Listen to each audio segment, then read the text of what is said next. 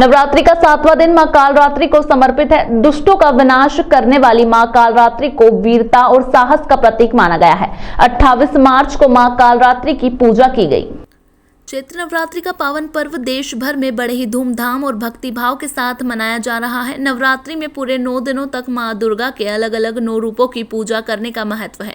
नवरात्रि के पहले दिन मां शैलपुत्री, दूसरे दिन मां ब्रह्मचारिणी, तीसरे दिन मां चंद्रघंटा, चौथे दिन मां कुष्मांडा, 5वें दिन मां स्कंद माता और छठे दिन मां कात्यायनी की पूजा की गई। अब नवरात्रि के 7वें दिन यानी कि मंगलवार को मां दुर्गा के 7वें स्वरूप मां कालरात्रि की पूजा की गई। मां कालरात्रि की पूजा करने के आसुरी शक्तियों और दुष्टों का विनाश होता है। मां कालरात्रि का स्वरूप भयावह है और मां का रंग उनके नाम की ही तरह घने अंधकार सा बिल्कुल काला है। इनके सिर के बाल बिखरे हुए हैं और मां ने गले में विद्युत के समान चमकीली माला धारण की हुई है। मां कालरात्रि के 3 नेत्र हैं जो कि ब्रह्मांड के समान गोल है। मां की सवारी गंधर्व यानी कि गधा है। मां के ऊपर उठे हुए दाहिने हाथ में वर मुद्रा है, दाहिनी तरफ के नीचे वाले हाथ में अभय मुद्रा है, बाईं ओर वाले हाथ में लोहे का कांटा और नीचे वाले हाथ में खड्ग है।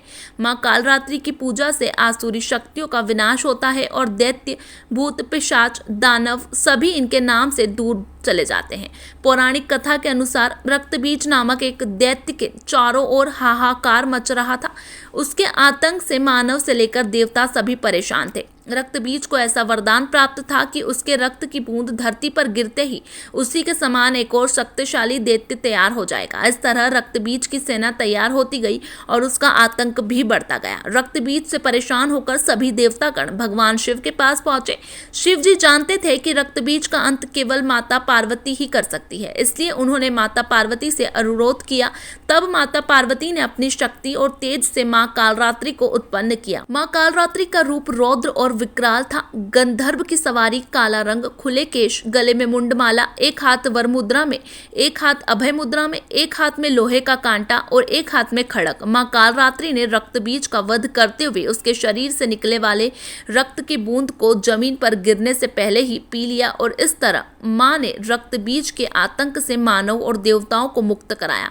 मां के इस रूप को कालरात्रि और कालिका भी कहा जाता है।